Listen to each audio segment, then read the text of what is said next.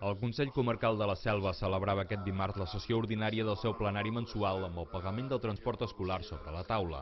El tema ja havia tingut ressò i va ser motius de mobilitzacions ara fa 4 anys, quan es va decidir deixar de pagar el transport no obligatori.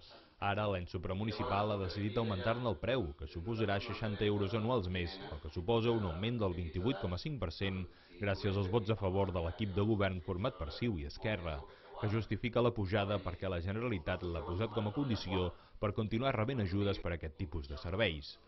La resta de grups que formen l'oposició hi van votar en contra. El que també s'ha decidit augmentar és el preu del menjador escolar, tot i que en aquest cas suposa tan sols 5 cèntims més diaris per a aquells usuaris eventuals.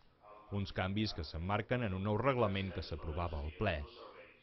El mateix plenari va decidir sumar-se, en aquest cas per unanimitat, a la demanda que fa el Consorci Alba Ter a la Generalitat per reclamar que el riu Ter recuperi el seu cabal i evita així més problemes mediambientals al seu pas per la selva, però també per evitar afectacions a l'activitat econòmica i industrial de la comarca.